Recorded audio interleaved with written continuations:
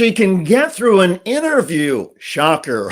Everybody, and welcome to a special live edition of Rebel HQ. So good to have you join us. I'm David Shuster. Well, Kamala Harris, she did her first sit-down television interview since she became officially the Democratic presidential nominee. And in the words of the great Johnny Bench from one of his commercials when he was a childhood hero and did a commercial for spray paint, there were no runs, drips, or errors. We'll go through all of that in just a second. Plus, Harris did make some news on CNN. Also, Donald Trump is now doubling down and defending his photo op at Arlington National Cemetery. And Donald Trump's running mate, J.D. Vance, is accusing the Democrats and Kamala Harris and saying they can go to hell. But hell is where the Republican ticket is right now, given the latest polling. We'll have some of the latest numbers. The latest Republican attack on the Democrats is focused on McDonald's. Seriously, McDonald's. And we'll have our ad of the week, actually 2 ads of the week, and a reading recommendation. And here's a hint, it involves Dan Rather. But let's get started. Kamala Harris sat down for her first major television interview since becoming the Democratic presidential candidate, the official nominee after accepting the nomination. She sat down with CNN's Dana Bash, and she was pressed right from the start on some of the flip-flops that Harris has had through the years on certain issues like fracking and also the border fence. Here she is specifically being asked about fracking. Watch. In 2020, I made very clear where I stand. We are in 2024, and I've not changed that position, nor will I going forward. I kept my word, and I will keep my word. What made you change that position at the time? Well, let's be clear. My values have not changed. I believe it is very important that we take seriously what we must do to guard against what is a clear crisis in terms of the climate. And to do that, we can do what we have accomplished thus far. The Inflation Reduction Act, what we have done to invest, by my calculation, over probably $1 trillion over the next 10 years, investing in a clean energy economy. What we've already done, creating over 300,000 new clean energy jobs. Okay, so what's important there is there's Kamala Harris essentially pivoting from the perception that Republicans have that she's a lefty, that she's a liberal, and also making the case, though, that she is a centrist, that she's a moderate. She's talking about the jobs that she created. She's talking about the economic successes.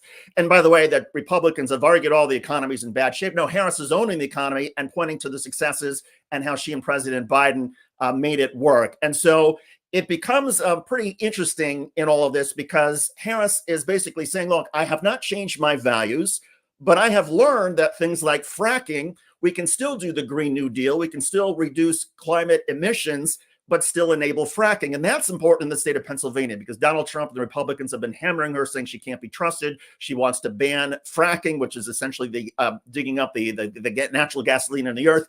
Very popular in Pennsylvania and has a lot of jobs tied to it. Kamala Harris was opposed to it at least 5 years ago, but since the 2020 race, she has supported fracking. And now, of course, she also supports the Mexico border wall, which is another move, perhaps a pragmatic political move by her to sort of move towards the center and mute an issue that she's being hit on by Republicans, that she's being hammered with. So Donald Trump and the Republicans are frustrated because Harris is essentially flip-flopping, and that's fair. It's a flip-flop. But what Harris is saying, look, I haven't changed my values. She still values climate change. She still values the Green New Deal. She's saying, but we can accommodate the reduction in global emissions and at the same time allow fracking to continue. So interesting the way she handled that. One of the other things that's been so interesting and that came out in the interview again last night on CNN is that by all accounts, Kamala Harris should be regarded as the incumbent in this race. Donald Trump has been out of office for 4 years. Kamala Harris has been the vice president with Joe Biden for 3.5. I mean, she essentially should have these issues essentially around her to defend.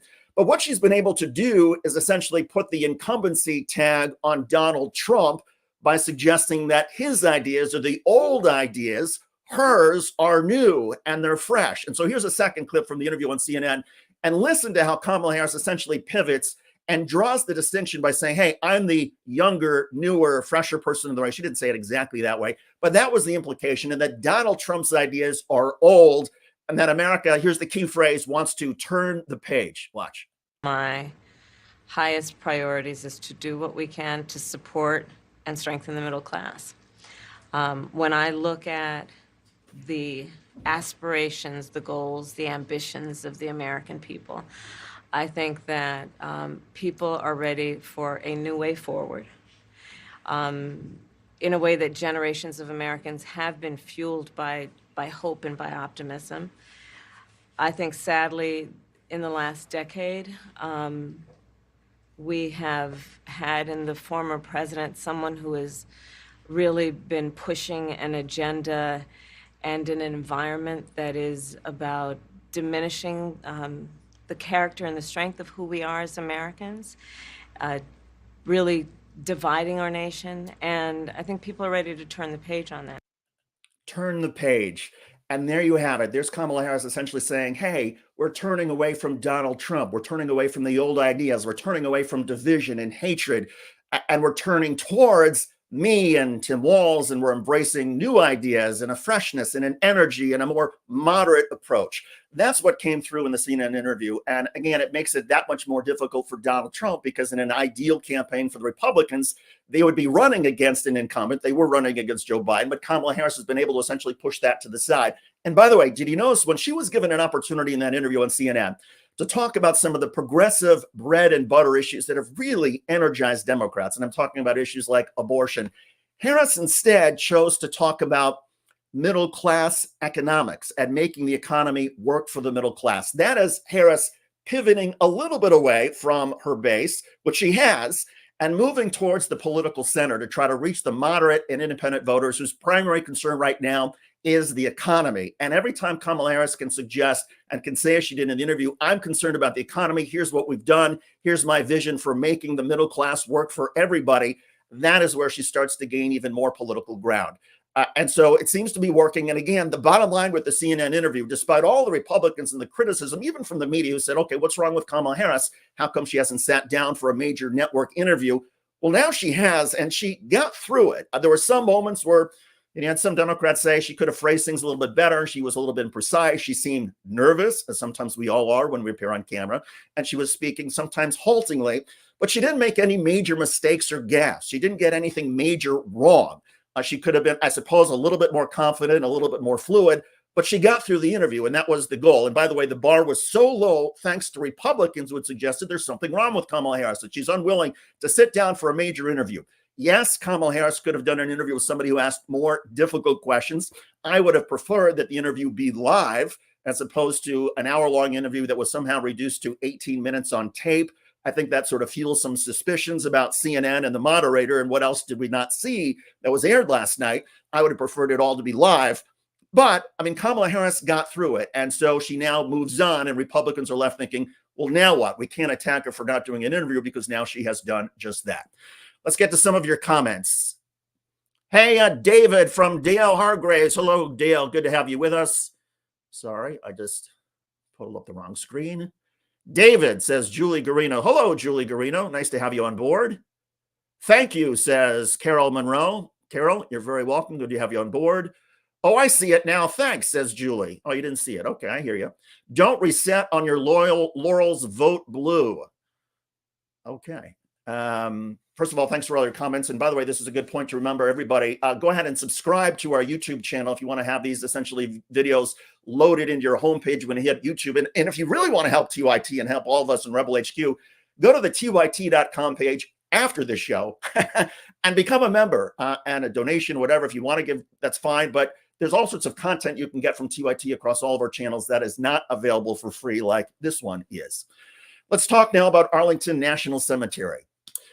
The Associated Press has some new information about Donald Trump's visit this past week to Arlington National Cemetery, the controversial visit when Donald Trump not only laid a wreath at the Tomb of the Unknowns, but then posed for a photo op with some of the family members of soldiers who were killed in that Afghanistan withdrawal attack 3 years ago. According to the Associated Press, the Trump campaign was warned in advance not to take pictures or photographs. And this came again before Donald Trump and his entourage arrived at Section 60, which is the part of Arlington National Cemetery where the freshest graves are, the dead from Iraq and Afghanistan.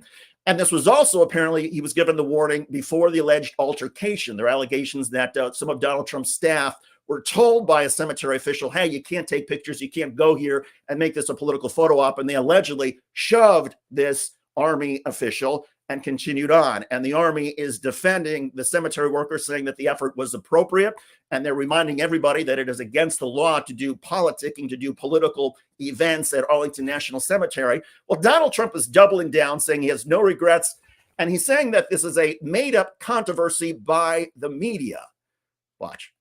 And while I was there, those families that asked me to be there, as they said, 3 families plus 1 soldier who was horrifically injured, both legs and an arm.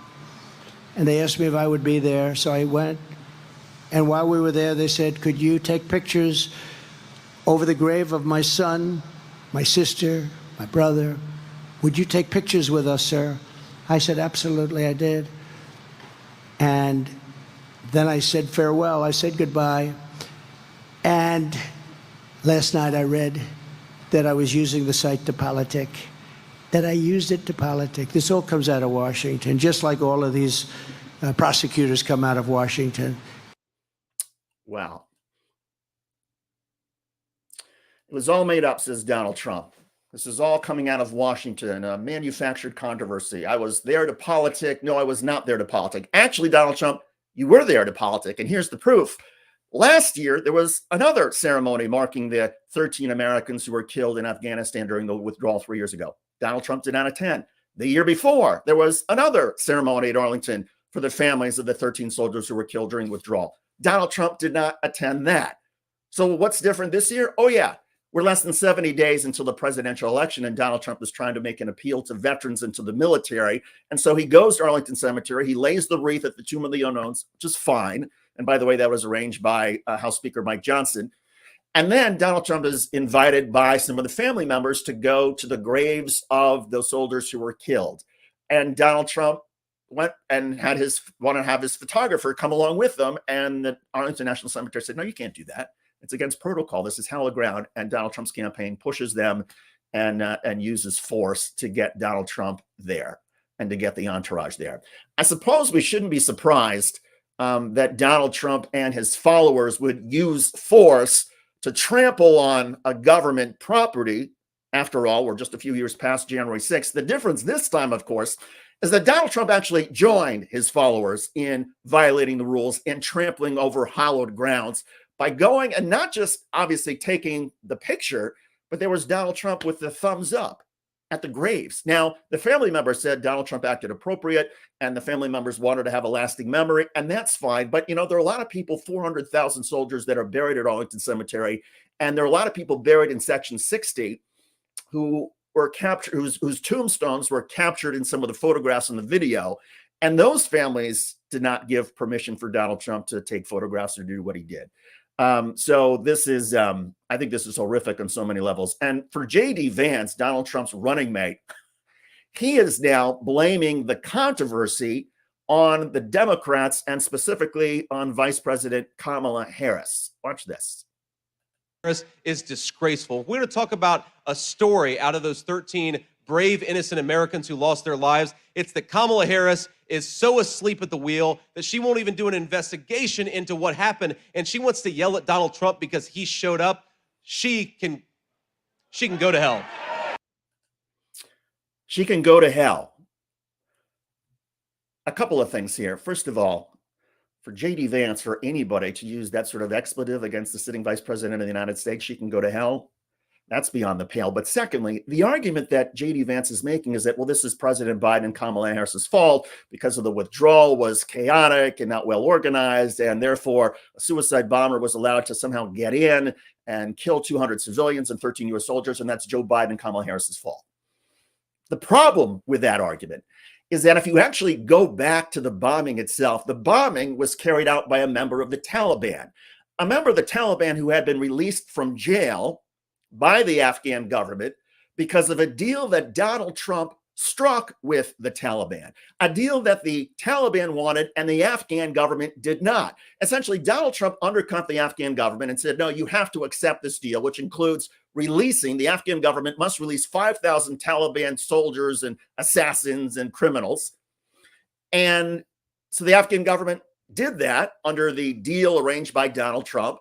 And then one of those Afghan criminals becomes a suicide bomber and bombs the air base on the withdrawal, killing 200 civilians and 13 soldiers. Was Donald Trump responsible for the bombing? He sure was. Now, he doesn't share the entire blame.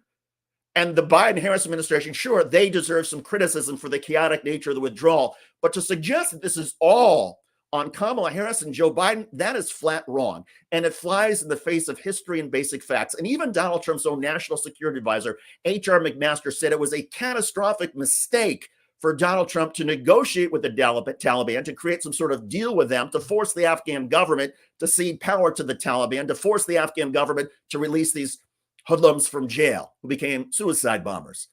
McMaster said Donald Trump should have just withdrawn. And by the way, Donald Trump did not withdraw during his term. It came, of course, then during the Biden administration. But by the time the Biden administration chose to make the withdrawal, they had fewer troops to provide security because Donald Trump had ignored his generals who said, no, you need to have 5,000 troops to keep security for this withdrawal to be effective. And Donald Trump said, nope, we're cutting it to 2,500. So by the time that Joe Biden and Kamala Harris said, okay, we're going to have this withdrawal, they didn't have the security measures in place to do an orderly and chaotic free withdrawal. And we had carnage. So again, my point is that this is not all on the Biden-Harris administration. And anybody who actually reads the history of the bombing of the Kabul airport will see that Donald Trump bears some responsibility. And so now back to Arlington National Cemetery. Again, I get the effort by Donald Trump to try to appeal to veterans. I think this is blowing up in Donald Trump's face. Veterans, by and large, from what I've seen, are more energized and angry over what Donald Trump did at Arlington National Cemetery than anything I've seen the veterans organization speak out on in several years. And a little bit about Arlington National Cemetery. We talked about being hallowed grounds. Here's a little bit of sort of historical fact about it. It obviously wasn't always hallowed grounds. In the 1850s and early 1860s, before the Civil War, there was this hill overlooking Washington, D.C. in Arlington, Virginia, and it was owned by Robert E. Lee. There had been a mansion that had been built there originally for George Washington. Washington never saw it because he died before the mansion was built. The mansion was passed along to one of Washington's children and grandchildren, who then married Robert E. Lee. So Robert E. Lee has this house on this hill overlooking Washington, D.C. The Civil War breaks out, and the Union cemeteries in Alexandria, Virginia, get filled. So the Union Army, to essentially stick it to Robert E. Lee, who had become a Confederate general, started burying their war dead on his property, on the hill overlooking Washington, on the estate that belonged to Robert E. Lee. And by the time the Civil War is over, the property is now unusable as anything but a cemetery because of the number of Union soldiers dead who had been buried there. Eventually, Robert E. Lee and the United States worked out an arrangement that went through the Supreme Court, where Robert E. Lee was essentially paid some money for the property. But that's how this thing got started. It wasn't exactly hallowed ground at the beginning of the Civil War. But after soldiers started getting buried there, and after the Civil War, when the United States government officially made this Arlington National Cemetery, then it became a place of reverence, a place of honoring the fallen heroes. And that has only built up over the years as the war dead from the First World War, and then the Second World War, and then the First War in Iraq, Operation Desert Storm, it goes on. And so now you have 400,000 soldiers who are buried there. And the idea that anybody, any politician, intentionally or unintentionally, would use any part of Arlington National Cemetery for politics to improve their political image is sickening. And the idea that somebody would contradict an Arlington National Cemetery staffer who's saying to you and is warning you, no, you can't take photographs here. This is hallowed ground. This violates protocol. This violates the law. And you do it anyway? That's just sick. It's just disgusting. And again, as I pointed out, veterans vote, and I have a feeling that the numbers are going to hurt Donald Trump even more. Let's talk about some of the polls. The Real Clear Politics average now has Kamala Harris and Tim Walz ahead of Donald Trump and J.D. Vance by 1.8. This is an average of all the latest polls for the last 30 days. Harris and Walz are ahead by 1.8. The Wall Street Journal's latest poll has Harris 48, Trump 47.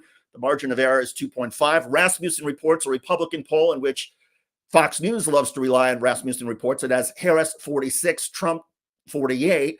The margin of error is 3, so that's within the margin of error, essentially a tie. Quinnipiac, Harris 49, Trump 48. The margin of error is 2.4, so another tie. But there are also a couple of polls now that show Harris beating Donald Trump nationally and outside of the margin of error.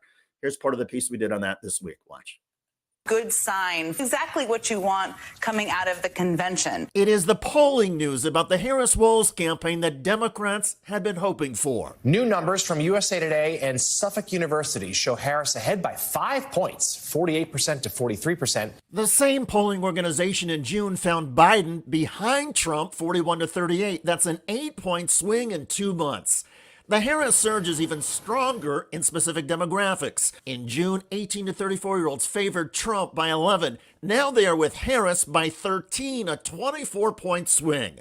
With Hispanic voters, it's an 18-point swing. Among black voters, the movement is plus 17. Hispanic number, Latinos, is super interesting because this is a group that Trump and the Trump team has really done a ton of outreach to. And it is a group that you have seen some trends in certain states that has been leaning sometimes more Republican than they have been historically Democratic. What this means, too, and you see this in state polls, which are much more interesting to me than national polls, is that some of the states that seem to be off of the competition lane for the Democratic ticket, like Arizona, Nevada, Georgia, are back in competition.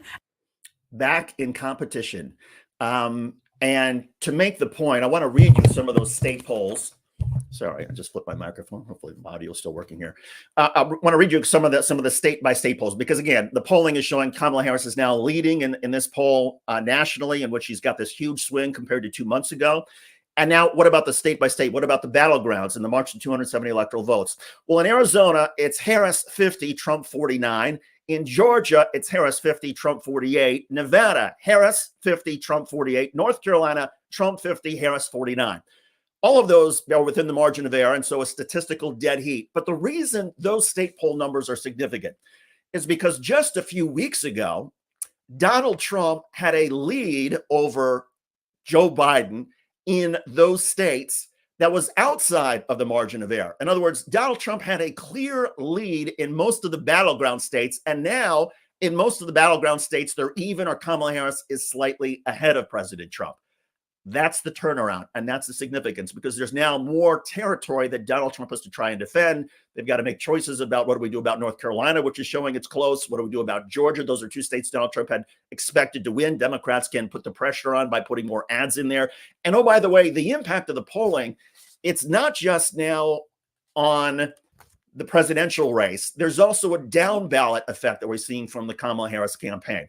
And what I mean is, if you look at the Arizona Senate race, Fox News poll, Democrat Ruben Gallego 56, Kari Lake 41. That's a 15-point spread 10 weeks before Election Day. And Arizona is a race that the Republicans had been counting on winning, or hoping they would win with Kari Lake, in order to get the Senate majority. But Democrats are holding on to Arizona. Their numbers up and down the ballot are all trending in the Democratic direction.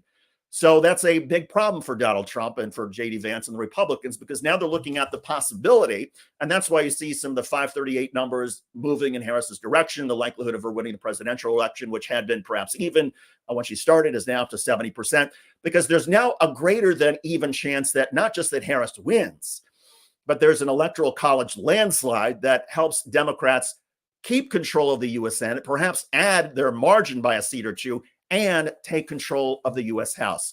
That's where the polls are all moving. Donald Trump is now trying to pivot because he's getting blown out by women voters, independent moderate voters. And so Donald Trump just made an unusual effort to try to pivot back to the center from the far right on issues of women reproductive rights. Here's Donald Trump talking to a CNN reporter about what's going on in Florida, and that is a measure that's on the ballot that would essentially give Florida voters the option as to whether or not to change the 6-week ban on abortion. Abortion is banned after 6 weeks of pregnancy, or change that. Here's the Donald Trump interview. Watch. You overturn Roe and you want abortion to be a states' rights issue.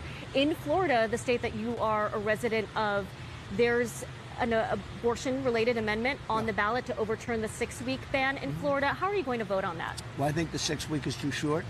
It has to be more time, and so and I've told them that I want more weeks. So you'll vote in favor of the amendment? I am going to be voting that we need more than 6 weeks. Look, just so you understand. Is Donald Trump pro-choice? I mean, he's now making a big play to say, hey, I believe in exceptions for rape, health of the mother, life of the mother, all the sort of things that some states did not give exceptions to. And now he's saying, I oppose what they've done in Florida, which is ban abortions after 6 weeks. I think it should be longer.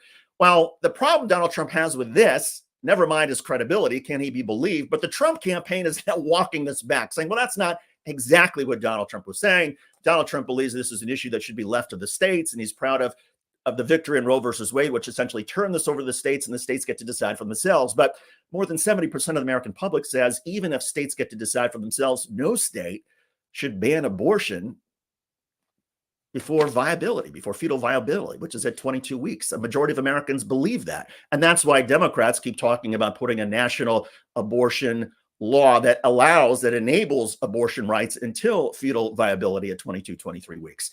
And so Donald Trump is getting killed on this issue. And we've seen in election after election, special elections, ballot measures, that Republicans have been killed over the issue of abortion. And Donald Trump is being told, your own polling shows that you're getting destroyed over the issue of abortion and women's reproductive rights. So there's Donald Trump saying, oh, well, my position is more moderate. He's flip-flopping. And the question is, can he be believed? Well, there was a whopper from Donald Trump on the same issue of trying to appeal to women, in which Donald Trump gave a speech and said, I believe that IVF should be paid for by insurance companies or the government. Now, IVF has been banned in some states, or some Republicans are trying to ban it because it uses fetal tissue. And a lot of women, a lot of families have only gotten pregnant because of IVF. So that created huge controversy that IVF might somehow be banned. Well, Donald Trump is going so far the other direction, saying, not only do I support IVF and the ability of families to have children and use science to do it, I think the government should pay for it, or that insurance companies should be forced to pay for it. Hallelujah. Thank you, Donald Trump. That's awesome. You know, in my family, it cost us more than $150,000 out of pocket for all the IVF treatments that my wife and I went through. That's $150,000 that insurance wouldn't pay for. That would be awesome if we could force insurance companies to pay for it, or force the government to pay for it. That would be great. Talk about pro-family and helping women. Here's the problem. Donald Trump cannot be believed. Do you really think that if Donald Trump won the presidency, he would force insurance companies or force the government to start paying $150,000 per family for IVF? Do you think he could get Republicans to go along with that sort of government spending? Do you think he could get the insurance company executives to go along with that? Of course not. This is all for political show. This is an effort by Donald Trump, which is literally unbelievable, to try to appeal to women. And he's doing it in the most desperate and craven way imaginable. Okay, let's talk a little bit about the latest attack on Kamala Harris by Republicans. The latest attack from Republicans on Kamala Harris now involves something that seems to have been missing from her resume through the years, and that is Kamala Harris has spoken a lot about when she was younger, she worked at McDonald's. Here is Kamala Harris talking about that when she was on a picket line. Watch. I worked at McDonald's. I did the French fries and I did the ice cream. I worked at McDonald's. I was a student when I was working at McDonald's. There was not a family relying on me to pay the rent, put food on the table, and keep the bills paid by the end of the month. But the reality of McDonald's is that a majority of the folks who are working there today are relying on that income to sustain a household and a family.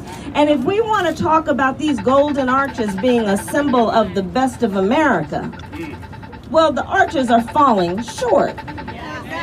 And we have... Okay. So look, Kamala Harris was there supporting McDonald's, striking McDonald's workers. She's asking for higher wages for McDonald's, and she's telling a story, as she has repeatedly, that she had a job working at McDonald's when she was growing up. Republicans have noticed that in the resume that they got through a FOIA request of when Kamala Harris was out of college, right out of college, Kamala Harris did not list her job working at McDonald's. So the Republicans are saying, oh, maybe she's making this up. Maybe she really never did work at McDonald's. Maybe she's just telling a lie. She's telling a whopper. I'm sorry, wrong fast food chain. Anyway, that's the argument, is that somehow Kamala Harris is making this up. Now, I have news for a lot of the Republicans. There are colleagues, people who work with Kamala Harris at McDonald's, who saw her working at McDonald's. And oh, by the way, a lot of college kids don't put certain jobs on their resume when they graduate college, especially if they've had internships or they've had higher profile jobs. I'll give you an example. When I was in college, I came to Washington, D.C. because I wanted to work on Capitol Hill. That didn't work out. I needed to make some money. I could type really fast, so I got a job as a temp typing. But before that temp agency would give me the higher paying typing jobs, I had to prove that I was trustworthy. So for the first 2 weeks, they sent me to a grocery store in McLean, Virginia. And at the grocery store, my job was to do marketing. I was to fry up a specific type of hot dog, particular package of hot dog, fry them up. And then when people walk past me in the meat section, say, "Would you like to try a weenie?" I had to do this for 2 weeks. My clothes, everything smelled like hot dogs. It was gross. It was disgusting. I was so depressed. Eventually, I got through it and I got the typing jobs and had lots of fun in Washington that summer. But I never listed that temp job on my resume when I graduated college. I put internships, I put other things, I put volunteer work, but I didn't say that I had worked in a grocery store for 2 weeks asking people if they wanted hot dogs. A lot of college students don't put that kind of work on the resume.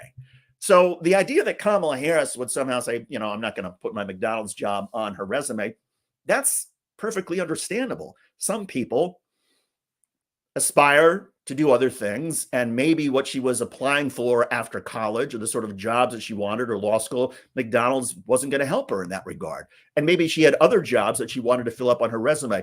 But for the Republicans to now go and say, "Oh, she's lying about McDonald's. She didn't really work there." Come on, people. Really? That's the best Republicans can do? Want to try a weenie? Let's talk about our ads of the week. A veterans group is pivoting off of, let's do this again. Let's talk about our ads of the week. And we are live right now. So when I say let's do it again, I'm just catching my breath here. Well, actually, you know what? Before we do that, let's show a couple of your comments before I pull this thing up. My first job was at McDonald's. Shh. I did not work during college and did not tell anyone either. I agree with you, Louis. Let's do this one. You got it, David, says Reggie. Thanks, Reggie. Appreciate it. Hot dog, David. Indeed. All right, let's talk about some of the television ads that are running now. The veterans group votevets.org is up with a new television ad that is leveraging the controversy this week of Donald Trump at Arlington National Cemetery. It also strings in a lot of other video. This is our ad of the week because it is one of the most powerful and compelling ads that I have seen. And it's very important in a political campaign when the news cycle presents a particular issue that a lot of people are talking about or focusing on, such as Donald Trump's relationship with the military. It's really important if you're part of this campaign to try to amplify the message. Vote Vets, a veterans organization, has done that in really compelling fashion. Here is our ad of the week from Vote Vets. Watch. Trump on the run, scared. His insults about service members catching up with him. He's panicked. Losers and suckers, he called us, confirmed. Refusing to be seen with wounded warriors because it makes him queasy. Refusing to salute the fallen of World War I because he, quote, doesn't understand what was in it for them.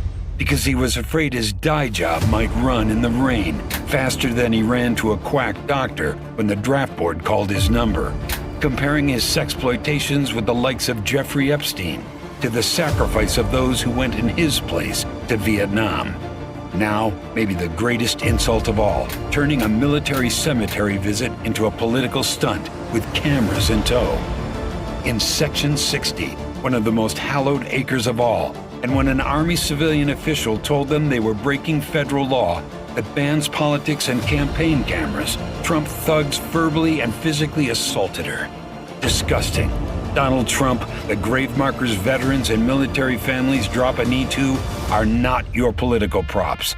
They represent the heroes we served alongside, men and women you could never measure up to, friends who lived and died by the oath we all swore to uphold, something you will never understand, and why we're doing our damnedest to make sure no service member ever has to salute you as Commander-in-Chief ever again. Wow. That was, I have no words can add to that. That was a incredibly powerful ad. And And you can just feel the anger and frustration that has been seething up through veterans and people who care about Arlington National Cemetery. And that ad puts it in broader perspective. It points to the dishonor that so many people feel they have if they have to salute a Donald Trump, given that he didn't serve, given the way he's treated the military, given the allegations that he told his chief of staff that people who were buried at Arlington National Cemetery were suckers and losers. I mean, Donald Trump's relationship with the military has long been one of controversy. Trump is now trying to hide all of that. Donald Trump is trying to say, oh, no, I love the military and I support the families, except he really doesn't, because he didn't support the Afghan soldiers' families, the U.S. soldiers killed in Afghanistan. He didn't support them last year when they marked the anniversary of the bombing. He didn't support them the year before when they marked the anniversary of the bombing. Only now, 10 weeks before an election, is Donald Trump making this appeal to veterans and to the military.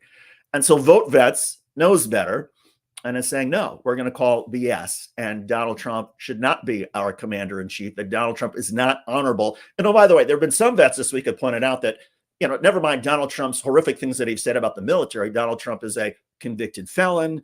He was impeached by the House twice. He supported an insurrection against democracy. He's an adjudicated rapist. He's been found guilty, found liable with his business dealings. So for all of those reasons, you have a lot of veterans saying Donald Trump should have never been invited to Arlington in the first place. Well, okay, he was invited by Speaker Mike Johnson to lay a wreath, but then Donald Trump and his followers and his thugs disregarded Arlington National Cemetery officials who said, no, this is hallowed ground, Section 60. You can't take a photograph. We'll take a photograph of you. No. Donald Trump wanted his campaign photographer to do it. And so they pushed, allegedly, this staffer. And that's the person who America wants as commander in chief? I don't think so. And I think veterans are more fired up and riled up over this incident at Arlington National Cemetery because it symbolizes so much more about Donald Trump that veterans are infuriated about and angry about. So show a couple comments. And actually, let's pull this from the screen. So Life might explain why I don't see the ads if you aren't in a swing state. We're talking about political ads. Yes. George Conway ads are cool. We did feature a George Conway ad actually in our ad of the week last week. The psychopac.org, they're doing some remarkable work. Bone spurs afflict heels, right? Look, Donald Trump got out of serving in Vietnam. Navy veteran here, #mad. That is the 4 words of the week. Navy veteran, Army veteran, Marine veteran, whatever it is. Veteran here, mad.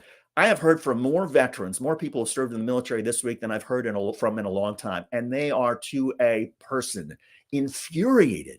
And it's not about whether this was intentional or unintentional. The standard is this is hallowed ground. And when you are warned, as Donald Trump was warned, you need to respect the protocols. You need to respect the decorum of Arlington National Cemetery.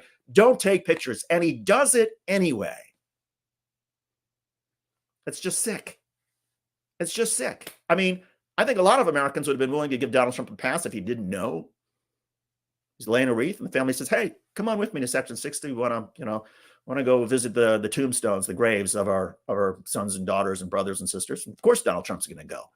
But to demand then that he take pictures and to be told, no, you can't take pictures. This is decorum. You can't do anything for your campaign.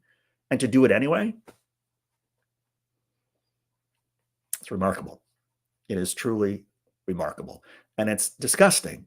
And I think this is going to hurt Donald Trump even more than he and J.D. Vance know.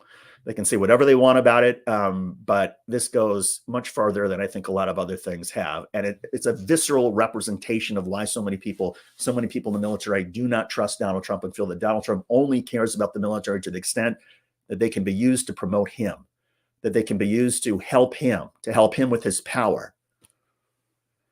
Okay, here's another ad that the Trump campaign is facing, and this comes from the Lincoln Project, and it is a little bit more tongue-in-cheek. How many of you some of you may remember the series on Discovery Channel, Planet Earth, that was narrated by David Attenborough, the British broadcaster, who talked about in his thick British accent, not thick, but educated British accent, about the different species on planet Earth. And he spoke in this unusual sort of tone about different species and animals, and he called them by their scientific name. Well, The Lincoln Project just did that with their latest Trump ad. Watch. Circle of life eventually closes on all things. For Impetus Americanus, the time for prowling will soon be at an end. Impetus Americanus. Impetus Americanus. Keep going. It was to be his final hunt. His prey, older, weaker, unable to fight back. The best kind, or so he thought. But Impetus Americanus made a mistake. He is slow. He is lost. His imagined strengths are but weaknesses. And he's alone. His mate, his cubs, already eyeing new, greener lands. His pack is flimsy and overmatched. His lieutenants are weak and timid. The decades creak in his bones. The humiliations fester in every fold of soft, bloated skin. And as he rambles and wanders among the fields, no longer on the trail, he reeks of fear. He's afraid of the conflict, of what comes next. He starts to realize it is not his last hunt. Impetus Americanus is the hunted. He is the prey. The apex predator is approaching, preparing to devour him. It is Mother Nature's design that the circle of life eventually closes on all things. For Impetus Americanus, that circle is nearly complete. The apex predator is coming. Impetus Americanus, his days are numbered. That was brilliant. Bravo to the Lincoln Project. For all the serious ads that are out there, sometimes we also need the funny ones, like the ones that are coming from the Lincoln Project. I want to take a moment. Let me remove this. I want to take a moment to pay homage to folks in Columbus, Ohio. A lot of you who know me know that I'm a Michigan fan, and I often make fun of the state of Ohio. But the city of Columbus is grieving right now for especially the hockey world. A hockey player, Johnny Gaudreau, who had been with the Columbus Yellow Jackets and previously the Calgary Flames, he and his brother were killed riding their bicycles near their home in New Jersey at 8:30 at night. Apparently, a drunk driver tried to pass two cars and slammed into the two Gaudreaus, killing both of them on the scene. They were in New Jersey because they were attending their sister's funeral this weekend. It is an unimaginable tragedy, and there's no words that I can say that can bring any comfort to hockey fans or to fans of the Columbus hockey team or the Calgary hockey team or the NHL, the Gaudreau family, except to say that we hear you and we recognize your grief. Johnny Gaudreau was 31 years old. He was married with two children under the age of 3. And instead of a wedding this weekend, the Gaudreau family is now preparing 2 funerals. Okay, so growing up, one of my childhood heroes, Johnny Bench. There were sports stars, there were musicians, there were basketball, tennis players. One of my other heroes was a guy by the name of Dan Rather. The broadcast journalist Dan Rather. We were a CBS Evening News home. We watched Dan Rather, first Walter Cronkite and then Dan Rather. We were glued to it every night, and then we talk around the table about the news that Dan Rather was covering and the stories. Well, Dan Rather, now years later, after being the CBS Evening News anchor, he is now 92 years old, and he is essentially a super ager. That is the description for people, elderly people who seem to have all of their faculties well into their 90s. They're physically fit, they're mentally still with it. In Dan Rather's case, he is writing nearly every week. And I want to read for you a tweet that has been going around on Twitter from Dan Rather. He says, "News anchors looking in the camera and reading a script handed down by corporate overlord, words meant to obscure the truth, not elucidate it, isn't news. It's propaganda.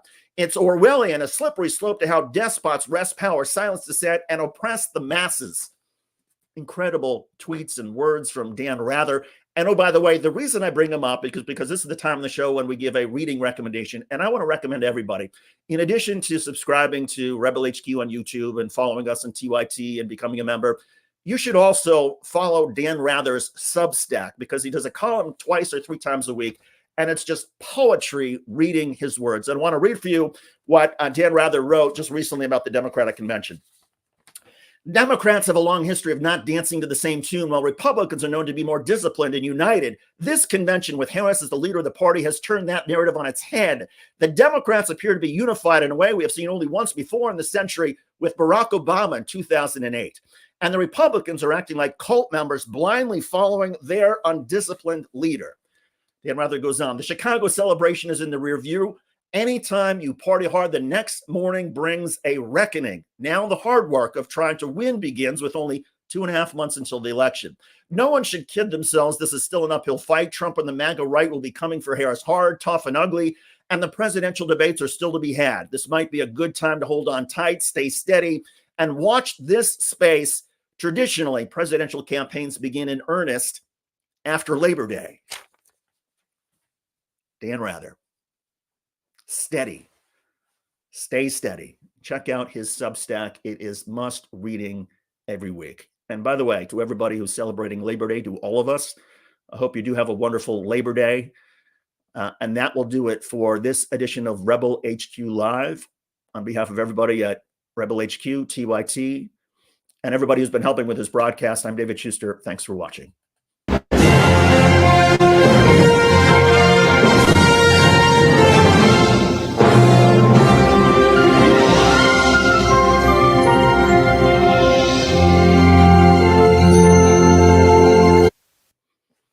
Thanks, everybody. Have a great weekend.